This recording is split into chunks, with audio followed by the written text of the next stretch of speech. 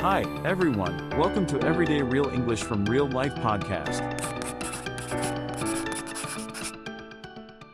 Welcome to Real English Podcast. I'm Annie. And I'm Brendy. We are so happy you're here with us, ready to learn. Before we begin this deep dive, please take a moment right now to like, subscribe, and share this with your friends who are also learning English. It really helps the Real English Podcast reach more learners just like you. Today, we are exploring a huge and very important holiday in the United States, Thanksgiving. That's right. It's a topic that comes up a lot every November. And it's so much more than just a day off from work. Yeah, it's really a time for family, for sharing lots of traditional food, and for expressing gratitude. And often a lot of travel, too. So we have two main goals today. First, we'll share some of the essential history and traditions. And second, and this is the most important part for you, we are going to give you the practical English phrases, the small talk, that you need to sound confident during this time of year. Exactly.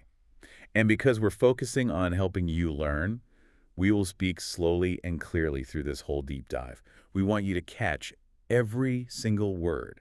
Okay, sounds good. So let's start by looking back at the beginnings of the holiday. The traditional story of Thanksgiving. It takes us back nearly 400 years, to the year 1621. Right. This all happened in a place called Plymouth Colony. Which is now in the state of Massachusetts. And the people there were early English settlers. We know them as the Pilgrims. They had just survived a really, really difficult first year in North America. I mean, they struggled with sickness, harsh weather.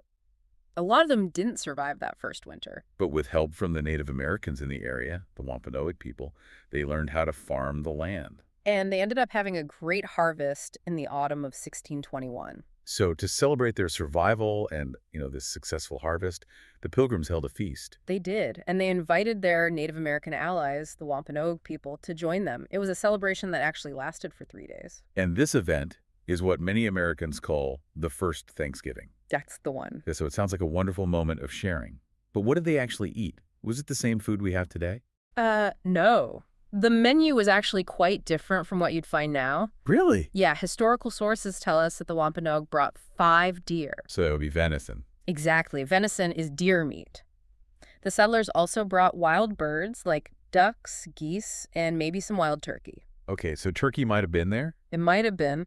And they also had local crops they learned to grow, like corn, beans, and squash. But what about the desserts? The pies? That's a fascinating difference. There were no sweet desserts, no pies, no cakes, no cookies. Why not? Well, for a couple reasons. The Pilgrims didn't have proper ovens for baking. Oh, right. And their supply of sugar and flour was extremely limited, so no modern pumpkin pie back then. So after this first feast in 1621, it wasn't immediately a national holiday for everyone, was it? Not at all. Different states and colonies celebrated it on different days, or sometimes not at all. It was very regional. And it took a long time to make it official. A very long time. We really have to thank a magazine editor named Sarah Josepha Hale. She was very determined. She campaigned for this, right? Tirelessly. For 36 years, she wrote thousands of letters to politicians, pushing for a national Thanksgiving holiday. Wow, 36 years. And her hard work finally paid off in 1863 when President Abraham Lincoln declared Thanksgiving a national holiday. And that was during the Civil War. A very difficult time. It was. And Lincoln set the date as the last Thursday in November. It was a way to help bring the country together around a shared idea of gratitude. Okay, let's fast forward to today. What does a modern Thanksgiving look like? If you get invited to a Thanksgiving dinner now, the first thing you'll notice is the centerpiece. The turkey. It's the undisputed star of the meal. For sure. And it makes sense. Turkey is native to North America, so it's a uniquely American symbol. And it's practical. Right. One big bird can feed a very large family.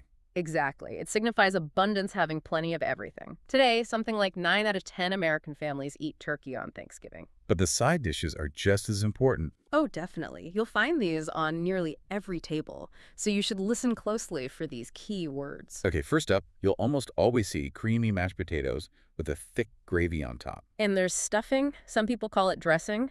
It's a bread mixture that's either cooked inside the turkey or in its own pan. Don't forget cranberry sauce. It's sweet, but also a little bitter. Yeah, and it often comes in the shape of the can it was in. It does. And for dessert, the #1 choice is pumpkin pie. Served warm, usually with whipped cream. A classic. So besides all the eating, what else do Americans do? Well, the day is full of traditions. Many families wake up and watch the famous Macy's Thanksgiving Day Parade. That's the big one in New York City with all the giant balloons. That's it. It started way back in 1924. Then, later in the afternoon, the focus shifts. To television. To television, specifically to American football games. It's a huge tradition. Even people who don't normally watch football will have the game on. Right. It's just part of the background noise of the day. And there's one more really unique tradition. The presidential turkey pardon. Yes. Every year, the President of the United States holds a ceremony where 1 or 2 lucky turkeys are pardoned. Meaning they don't become dinner? Exactly. They get to go live on a farm. It's a fun, lighthearted tradition. Okay, now for the most important part for you, our listeners, let's focus on practical English. This is the small talk you'll need when you meet people during the holiday season.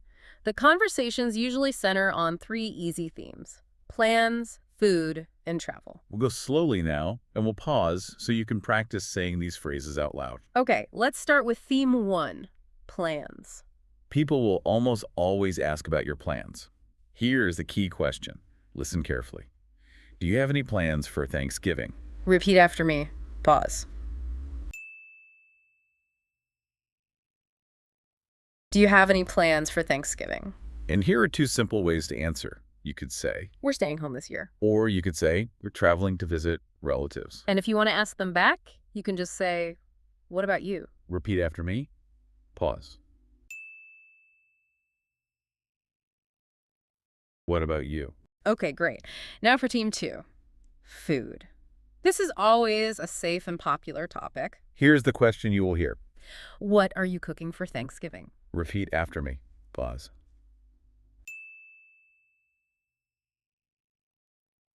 What are you cooking for Thanksgiving? And to answer, you can be specific. You can say, I'm making pumpkin pie. Or maybe we're doing a potluck. Now, a potluck is where everyone who is invited brings one dish to share. Repeat after me. Pause. We're doing a potluck. And when someone tells you what they're making, here's a great polite reaction. You can say, that sounds delicious. Repeat after me. Pause. That sounds delicious. Perfect. Okay, last theme, travel.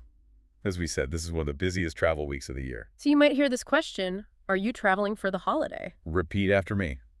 Pause. Are you traveling for the holiday? If the answer is no, you can just say. We're staying local. Or you will hear people talk about the roads. A very common phrase is, The traffic is crazy this week. repeat after me. Pause. The traffic is crazy this week. Excellent. Now, to help you hear these phrases used in a natural way, we're going to do a short role play. We'll pretend we're neighbors who meet at the grocery store the day before Thanksgiving. We will speak slowly and clearly. Hey there, do you have any plans for Thanksgiving? Not much. We're staying home this year. What about you? We're traveling to visit my sister in Chicago. Oh, nice. Are you traveling far? It's about a 7-hour drive. Yeah. I just hope the traffic isn't too bad. Yeah, Thanksgiving traffic can be crazy. I hope you have a smooth trip. Thank you. Are you cooking anything special at home? We're doing a potluck with some friends. I'm making the mashed potatoes and gravy. That sounds delicious. I'm sure it will be a wonderful meal. I hope so. What are you bringing to your sister's house? I'm making a traditional apple pie, and I am just thankful for a little bit of time off this week. That sounds nice. Enjoy your trip and have a great holiday. Thanks. You too. So that short conversation shows you how friendly and easy this small talk can be. It just takes a few key phrases. And you have them now. Before we wrap up, let's practice a few more essential phrases for wishing someone well. Have a great holiday. Enjoy your holiday. Repeat after me. Pause.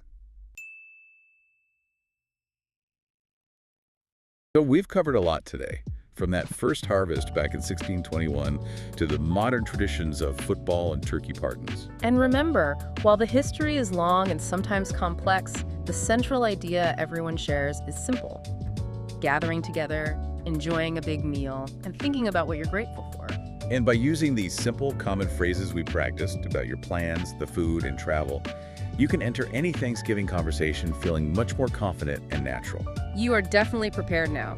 We hope you feel ready to use your English during the American holiday season. Thank you so much for joining us for this deep dive. If you found this helpful, please be sure to like, subscribe, and share it with your friends. We appreciate your support and we love helping you learn. And as always, Real English, real confidence.